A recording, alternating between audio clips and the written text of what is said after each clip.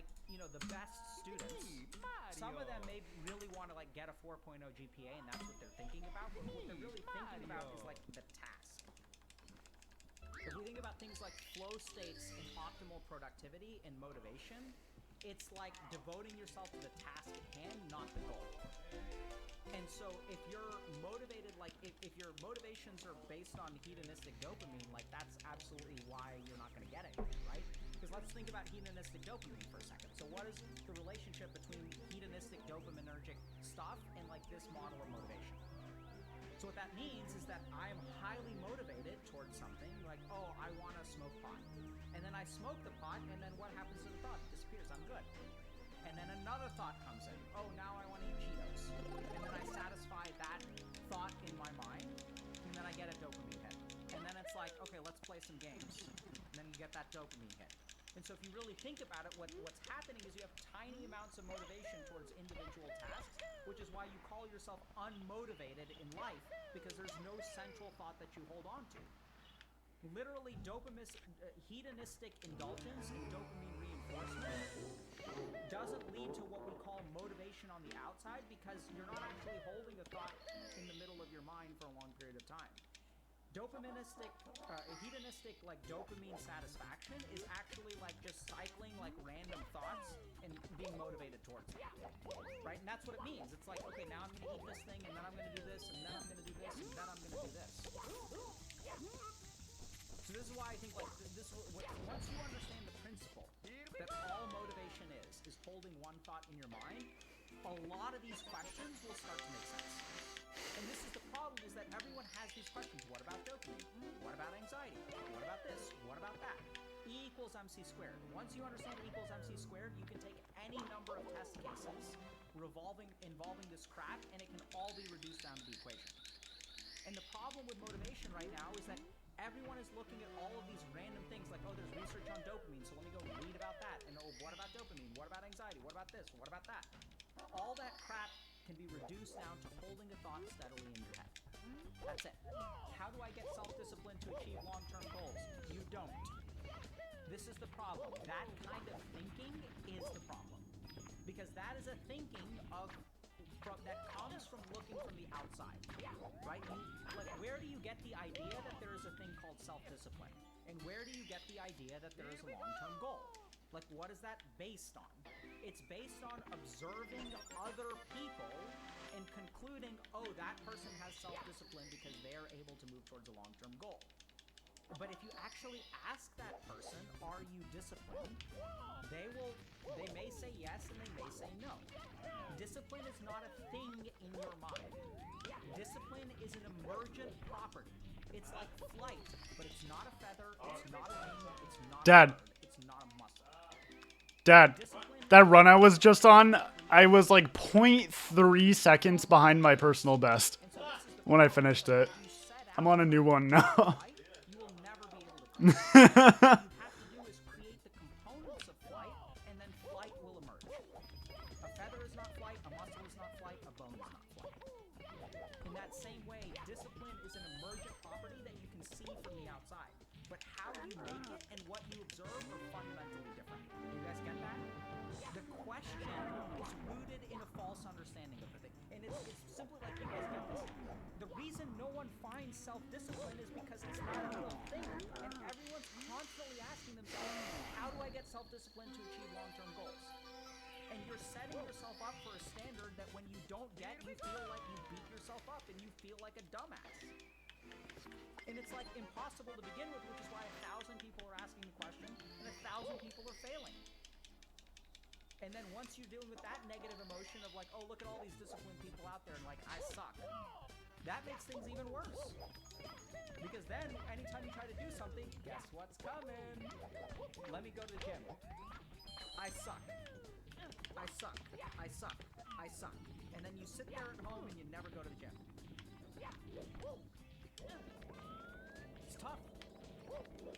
This is the problem. People don't understand the root of what motivation is. And once you understand what it is on the inside and you start to cultivate it, then long-term goals will start to get achieved. It's like, I know this sounds kind of weird, but do you guys think I have long-term goals? I do not have long-term goals. Would you describe me as motivated if I accomplished a lot? Sure. Do I have long-term goals? No. It's bizarre, right? Like, what do I do? Like, I wake up and it's like, what do I need to do today? So when I ask y'all, like, why we're doing this, why are we doing this instead of talking to someone? Because we ask ourselves the question, this is like the mission of the organization. It's like, what do these people need? It's not about the law. It's not like, I know it sounds kind of weird, but I want you to just think about this for a second, right? We don't wake up at Healthy Gamer and think to ourselves, a decade from now, where do we want gamers to be? That is not the question we ask ourselves. The question that we ask ourselves is, what do y'all need now? Who the fuck? I don't know where y'all are going to be in 10 years. How on earth? What is it? Like, I don't know, but what I know is y'all need something today. And so it's like we sit there and we ask ourselves, okay, what do gamers need? All right, they don't understand motivation. Let's do a bit about motivation. Okay, people have questions on the subreddit. Let's answer those questions. And this is what a present-focused mindset means. Right? It's like focusing on like what is your long-term goal to lose 50 pounds? Like that doesn't get you to go to the gym. Or it can, sometimes. But what gets you to go to the gym is to hold that thought centrally in your mind. And for some people, it doesn't sort of matter what the thought is as long as it gets you to go to the gym. If the thought that you're holding centrally is, I need to lose 50 pounds, and you hold it in your mind constantly, you'll be motivated. If the thought is, I need to go to the gym today, you'll be motivated. You'll go. So the goal itself is not as important as the mechanism through which the goal acts in your mind. Does that make sense? And this is the problem, is everyone is out there looking for the right goal. Like, you're thinking, if you find the magical formula, then it'll sit in your mind automatically. Right? You're trying to, but you just need to get it to sit in your mind. Like, practice that. That's what Tharmic does. Yeah, this is a good question. So Revelation B asks, what does need to mean? Exactly. What does that even mean?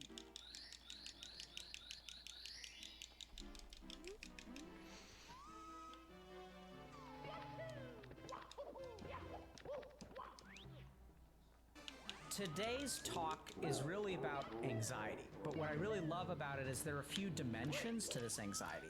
The first is we can see how growing up in a particular environment predisposes your mind to anxiety. The second element that we're going to dig into is how using substances can sometimes exacerbate our anxiety or even sort of create particular situations in our mind that feel like anxiety but may actually have a different diagnostic kind of perspective. And then the last thing about today's video is sort of how do we deal with anxiety and sort of overcoming some of the hesitations that people have around getting treatment. So I really thought that Chuck did a fantastic job of like touching on, I really loved this discussion about anxiety because we talk about anxiety like it's monolithic. Right? Like, I have anxiety, like you have anxiety, we all have anxiety. What is the treatment for anxiety? Like, in Western medicine, it's like you have anxiety, period. And we heard from Chuck, he's like, my doctor gives me this medicine and like, cause I have anxiety. And so it like our system of medicine, we treat anxiety, we don't treat people. But what I really love about today's talk is it's an exploration of where anxiety starts, how your upbringing brings you to anxiety, how substances can actually exacerbate things or make things worse, and then also how a lot of things that look like anxiety may be a little bit more diagnostically nuanced. And then finally about like how getting treatment is important, but what are the things that can get in the way of you wanting treatment? And so all that kind of stuff is fantastic. So I think this is really what like explorations of anxiety look like, where I want you guys to understand that it's not just about a clinical diagnosis and a medication. It's about a whole spectrum of like origins of how you got to here, thinking about these other influences that have compounded your anxiety over time, and how to approach it in a truly multidisciplinary manner. Venting that negative energy, using meditation, taking medication, seeking a therapist, overcoming your fears that you kind of internally face, having to face those fears, deal with those fears, etc. Really fantastic. How's it going? Good, man. How are you? I can hear you. Oh. I'm good. I'm good. Appreciate you having me on. Thank you very much for that. Dude, I appreciate you coming on. Everyone is always so grateful that like we're having them on, and I don't think you guys realize like we wouldn't be anywhere without you. I think it's more so, I'm sure there's a lot of people that could, be sitting here instead of me right now, you know what I mean? So, still gotta be grateful. Yeah, that's awesome, man. It's very positive of you. And so, is your name C-Do? Yeah, it's just like an abbreviation of my real name, which is Charles Dolan, Okay. But yeah, you can call me Chuck, Charles, C-Do. It's all good. Okay. Chuck? Chuck, yep, that works. Monosyllable. And so, Chuck, is there something in particular that you were thinking we could talk about today, or maybe something that we could help you with? I mean, I guess I could, kind of, break down what I'm going through. I don't really, Please. talk about this, so I'm not really sure, what I should be talking about, or what you're interested in, or what you can Okay. even do to help me.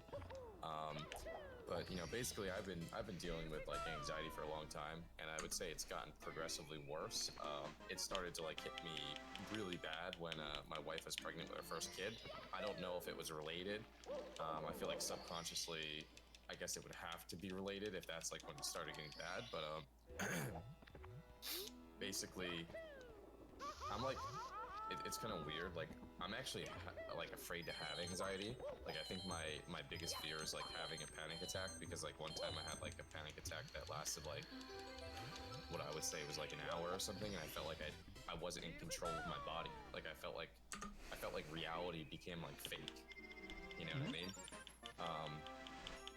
It's kind of hard to explain. So I feel like that's my biggest fear, and I feel like I'm constantly overthinking, and I just have constant chatter in my head, okay, am I gonna have a panic attack? Okay, I'm feeling nervous. The slightest thing, wow, I feel a tingle in my body, oh, my heart is beating faster, anything just kind of starts those thoughts that just don't ever stop, if that makes sense. It just Sure. it's most of the time I would say it's an all day thing, but I kind of had this thing on my stream a few days ago, which kind of started me reaching out and trying to make small improvements, and I would say for the most part it's been better, significantly better, and generally it is better. I think I just had a string of really bad days, but even then, when I'm feeling normal, my brain's just so weird. I'll be like, wow, I haven't thought about anxiety in a while. Oh, now I'm gonna start thinking about it. It's I notice myself feeling good, and then I start to question, oh, Yeah. I'm feeling good. Your It's anxiety is just, nuh-uh. You're not allowed to do that. It doesn't stop. It doesn't stop. Yeah. Wow, dude, it sounds heavy, bro. I mean, I don't want to, I guess, oversell it. I feel like, I'm probably doing better than some other people that are dealing with this, because I do my daily things, and I travel, I go out and stuff like that. But it's definitely, sometimes I feel like it's harder to enjoy living in the moment, and it kind of makes me sad sometimes. So Yeah. Yeah. Absolutely, man. How long have you been kind of carrying this around? How long has this anxiety been with you? I mean, like I said, I've had it at a young age. I would probably, well, I don't know how young is young, but maybe my mid-teenage years, 16 or something, is when I, experienced my first panic attack. And then it's probably been really pretty rough for 3-ish years now. My son's almost 3, and it was while we were pregnant with him. So I would say that's when it started to get not nearly as manageable. I actually had to get medicated for it, because I was waking up every single day shaking. My whole day would be me literally shaking, and I couldn't stop it, and I couldn't eat, and I was I was struggling really bad, and I tried really hard to not do that, but the medication helped me so much that I was this just had to be the answer, because I couldn't live the way I was living. Absolutely, man. So I'm glad that you got mental health treatment, because it certainly sounds to me like this is a clinical case of anxiety. And I'm also kind of noticing.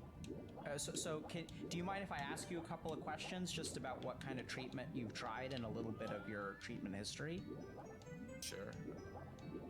Yeah, go ahead, feel free to ask me anything. Yeah, so let me take a step back and explain why I'm asking. So usually we steer clear of clinical topics on stream because this really isn't supposed to be medical advice. The reason I want to ask you a little bit about your treatment history is because in my experience as a psychiatrist, there are some things that have to do with clinical anxiety, and there are actually non-clinical solutions that we can learn around anxiety as well. And I basically want to parse out how much of the clinical stuff has been done so that I know how to approach the non-clinical stuff, if that makes sense. So I've got a couple of like basic questions for you, okay? You don't have to answer anything because this is your personal medical history. It's going to be like super high level stuff. So it sounds like you're taking medication now and that the medication helps. Yeah. Okay. And it sounds like you started medication around the time that your wife was pregnant?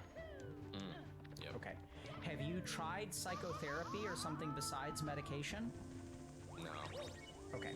So that's basically all the questions I need to ask, because that'll sort of help me understand like what to include and what not to include in kind of how we go from here. Sure. Any particular reason you haven't tried psychotherapy? Honestly, I would say like until as of like recently, I kind of feel like my thought process was like, if I just kind of deal with this and like try and forget about it, it'll go away. Like I didn't really like talking about it. Like this conversation actually is like kind of like making me nervous a little bit, but I'm happy to be here. And like, I also didn't really like want to go to a like, you know, I guess a psychologist. Is that because like I don't know, I guess it just made me a little bit nervous, you know? Like Sure. So let's start because you said that you have trouble being present focused, right? So let's start in the present. So I noticed that when we started the conversation, you were doing well. And then especially when I asked you a little bit about your treatment history, you've started crossing your arms. I'm noticing you're feeling more nervous. So tell me how you feel right now. I guess I feel a little bit nervous. You know, I'm okay. You know, I'll definitely make it through the conversation, but yeah, absolutely. So I want to just point out that language because it's so interesting, right? It's like you play WoW, right? Yes. So what I'm hearing is like you've got a couple of dots on you and your HP it's fucking ticking down. But you're like, you know, I'll make it, like I'm still gonna wipe, like, you know, we're still gonna win the raid, like we're running out of mana, like this boat is sinking, but we're gonna make it to shore. That's what I'm hearing from you. Which is like, it's a god-awful way to go through life. For sure. Yeah, I don't disagree. You know, so I think that our goal here is not to make it through to some, you know, it's like, let's figure out how we can, you know, cleanse those dots, right? Because what I want to help you with is like to not have to live this way. It's not about overcoming your anxiety to survive. Like that's just not any way to live life, right? And I can see that you've learned how to do that really well. Actually, really awesome and noble. Like I'm sure that your kid is grateful, your family is grateful that you've learned how to manage that anxiety. But it's also like I can see it kind of clawing away at you, and you're sort of like keeping it at bay while you're trying to live your life, and you're sort of protecting your loved ones from the impact of that anxiety. Does that make sense to you or resonate at all? Yeah, it does. How do you feel right now? I feel, you know, the same. Okay. You know. Did that do anything to your nervousness as you were listening to that? Not necessarily. I think it's kind of like, I think it like kind of plateaus. You know what I mean? Okay. So For the most part. tell me what do you mean by nervousness? What do you experience right now? I guess like I just kind of like, I feel like weird in my own skin. Does that make sense? Like, I guess, and then maybe that's kind of it. I don't know. Like I guess I like try and just do things like I like fiddle my hands and, you know, move around a little bit. I don't know. And this may sound, so I'm gonna, you know, see your weird statement and raise you in a weirder statement. Do you think that sometimes when you fiddle and stuff, you're trying to find your way back into your own skin? I'm not sure.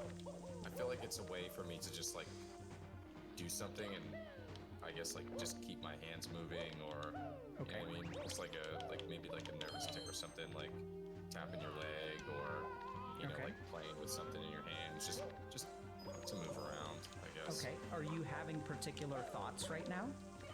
No, I feel like for the most part, unless like my mind is like running really crazy, when I'm like distracted, I'm like generally okay.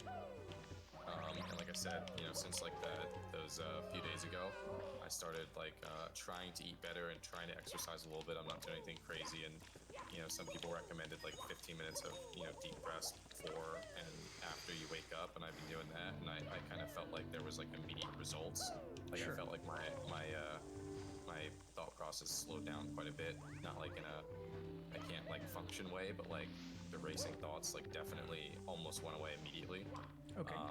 Like I had a string of excuse me, really bad days, and where I just kind of felt like my whole day, I just couldn't like enjoy anything except the fact that like you're not gonna have a panic attack, you're not gonna have a panic attack, you're gonna be okay. Like you know, just you know. So that's what the racing thoughts are. They're kind of. Sometimes, you know, that's definitely, I would say, like the start of it. You know, sometimes it could get worse than that. You know, What I've always perc- been like, go ahead. What percentage of your anxiety is about being anxious? A lot. I would say, like I told you, like my first panic attack was like super like scary to me, like to a traumatizing matter. Like I was, you know, I thought I was gonna die, and I was afraid that you know, I was afraid that I would like potentially like I could lose my mind and never like be brought back to sanity, and I wouldn't, you know, I wouldn't be able to control myself, and you know, there would be times where I'm driving, like, what if I have a panic attack right now? Do I just die? Like, you know, like going on flights and stuff. Like, what if I have a panic attack on the plane? You know, like, what the hell's gonna happen? Like, I can't get off. Like, you know. Chuck, have you ever heard of the term agoraphobia? I'm recently started reading Panic to Power, and I think it's been used in there a few times. Do you have have they explained in the book, or do you remember in the book how they describe agoraphobia? So I want to explain this just to educate people, okay?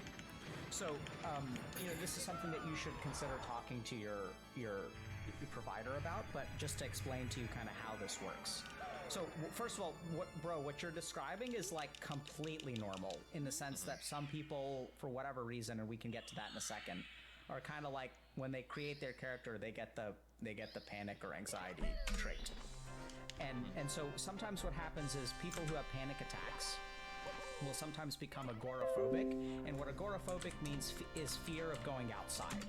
So they stay home, and sometimes in really severe cases, they'll be, you know, stuck in their home for years at a time.